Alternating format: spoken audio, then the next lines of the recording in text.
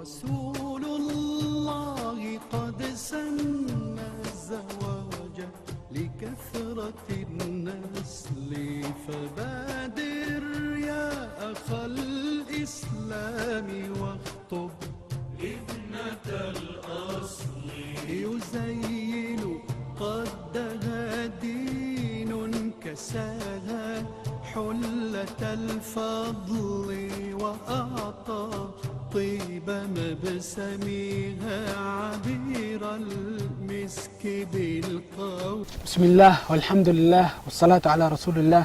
marka la ku soo dhawaada barnaamijkeen xalaqadeena qaybtan afraad ee barnaamijkeen tababarka nolosha guurka. ciwaanka xalaq qaybtan wuxuu ahaay tababar nafeed ee dadka guurka u sii jeedo ama raba inay guursadaan. waxaan dhahnay saddex hadal ayuu ka kooban yahay. midda koowaad guurku waa mas'uuliyad. waxaanu ka sheekeynay saddexda mas'uuliyad ee ninka. haddana waxaanu ka sheekeynay saddexda mas'uuliyad ee haweenka. mas'uuliyooyinkaasna waxay ku jiraan suuratu nisaa. الله سبحانه وتعالى وحليه الرجال قوامون على النساء بما فضل الله بعضهم على بعض وبما أنفقوا فالصالحات قانتات. هذا مسؤولية كواد قبل اللي قربها وحيتها إني أطيعه من كذا إني أطيعه إله سبحانه وتعالى. بس قصك كار وحنوك هذا المي قيبتاس مسؤولية اللي وحيتها حافظات للغيب بما حفظ الله. وحي حفظيان دور كودا مركن ننكودو مقينه waxay xifdiyaan awlaadoodu markuu ninka maqan yahay markuu joogaba.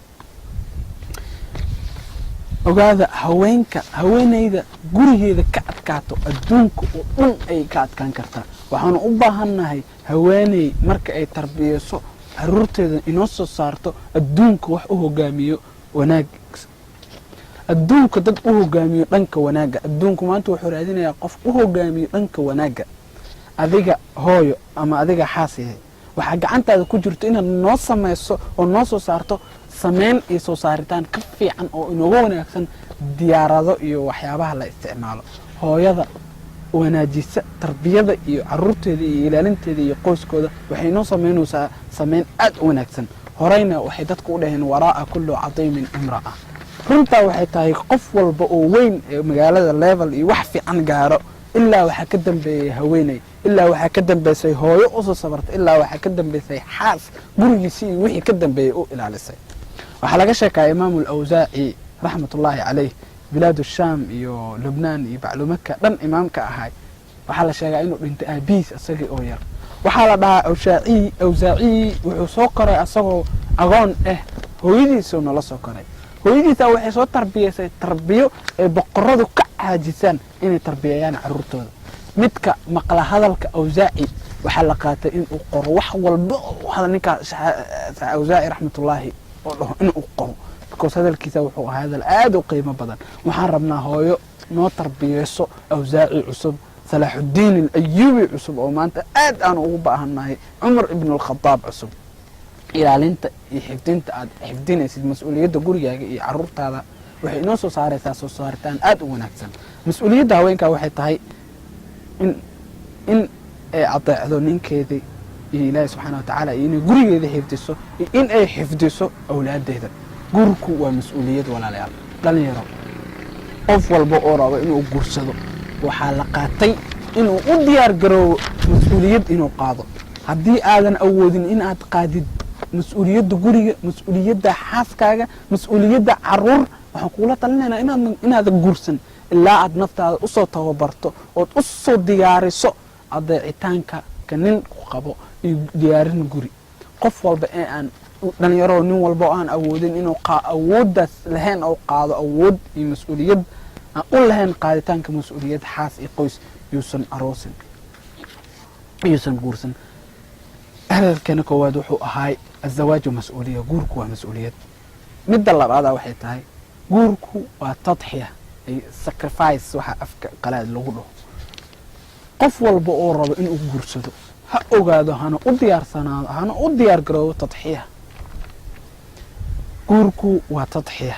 meeqa ayaa hooyooyinkeenu darteen u tadxiyoodeen? meeqa ayaa hooyooyinkeenu iyo xasaskeen darteen u tadxiyoodeen? ma jiro dhakhtar, ma jiro arday guulaystay, ma jiro gabar guulaysatay, ma jirto gabar toosan ee dhowrsan ee guulaysatay ilaa waxay leedahay hooyo saas ka dhigtay oo u dhibaatootay oo u sabartay oo u tadxiyoosay inay saas noqoto ilaa waxay leedahay aabe sidaas oo kaleeto u tadxiyooda oo kasoo saaray gabadhaas waxa ay tahay iyo wiilkaas uu yahay guurku waa tadxiya u diyaar garoobo dhalinyaro inta aanan guursan ka hor tadxiya u diyaar garooba iyo sacrifice iyo tanaasul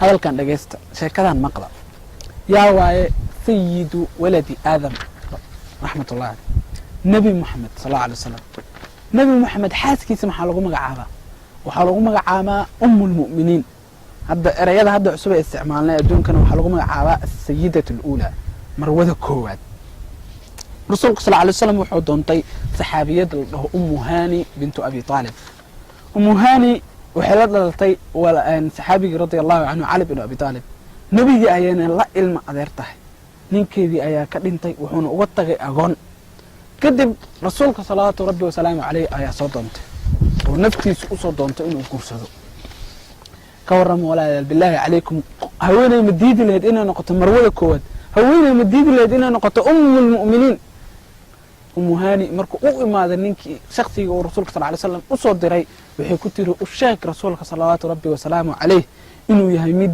aad u fiican indhaha iyo maqalkana buuxiyey anigana aan ahayn mid ka kaaftoomi kara rasuulka salawaatu rabbi wasalaamu caleyh laakiin ani waxaa leeyahay ilmo agoon ah waxaana ka cabsanayaa haddaa guto xaqii rasuulka salawaatu rabbi wasalaamu caleyh in aan ka gaabiyo xaqii agoontaas haddaa guto xaqa agoontana aan ka gaabiyo xaqii rasuulka sal alay slam hadalkii rasuulka sal alay wasalam wuu gaaray rasuulka sal alay slam wuxuu yidhi kadib khayru nisaa'in rakibna alibla nisaa'u qurayshin hani waxay ka tadxiyootay ee ka tanaasusay inay noqoto ummulmu'miniin uga tanaasushay erayadaas saas darteed u samaysayna waxay ahayd ilmahaas agoonta ah ee u jooga ee korrinka ka rabo rasuulka sal alay wasalam wuxuu leeyahy ana wamra'atun safcaa'u lqadayni ka haatayni fi ljanna aniga iyo haweeney goomankeedii soo baxeen oo goobanku madoobaadeen sidai u korinaysay agoon aniga iyo haweeneydaas qiri rasuulka sal alay slam wuxuu yidhi jannada hal meel ayaan kugu jiraa ka haatayni fi ljanna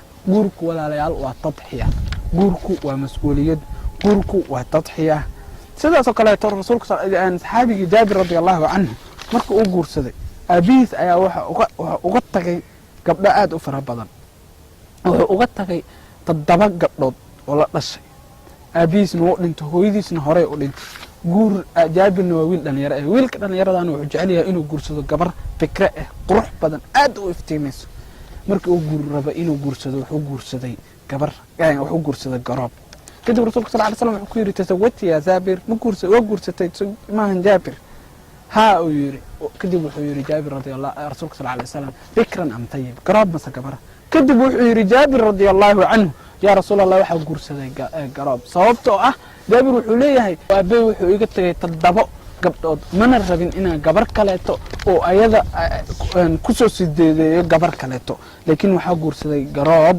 ila tarbiyeyso oo gabar haweeney weyn oo ila tarbiyeyso caruurtan sidaa darteed saxaabigan jaabir radi allahu canhu wuxuu ka tadxiyooday inuu guursado gabar wuxuuna uga tadxiyooday amar asaga u qaas ah guurkiisu wuxuu uga tadxiyooday walaalihiis iyo tarbiyada caruurtaas ay u yaalaan sidaa darteed guurku walaalayaal waa mas-uuliyad guurku waa tadxiya tababarka nafeed ee lamaanayaasha iyo dadka u socda guurka waa 3 guurku waa mas-uuliyad guurku waa tadxiya guurku waa aqbalid ikhtilaaf iyo iska qabsi haddii aad guursatid ogow inaad aqbashay in aad iskhilaaftaan xaaskaaga waa lagama maarmaan mana dhacda inta badan in lamaano isla noolaadaan ayaga oo iskhilaafin ha aaminin hana rumaysanin in nin iyo xaaskiisu isfahmeen 100% inta aan kala duwannahay 2 qofood aan kala nahay qasab waa isqabadsanayna haddii aad guursato marka ogow in aad aqbashay khilaaf iyo isfahan la'aan tababarka nafeed loo diyaarinayo loona tababarayo lamaanayaasha waa 3 wuxuuna ka kooban yahay 3 hadal guurku waa mas-uuliyad guurku waa tadxiya guurku waa aqbalid khilaaf mas-uuliyad iyo aqbalid iyo tadxiya aqbalid khilaaf iyo tadxiyo ilaahay agtiisana ajir ayaad ku helaysaa aad u weyn guurkaaga dartiisa aad u heshay walaalayaal tan waxay ahayd qaybtanii afraad ee barnaamijkeeni tababarka nolosha guurka waxaanu kulmi doonaa hadduu ilaahay ka raali noqdo xalaqooyinka iyo qeybaha soo socdo wasalaamu calaykum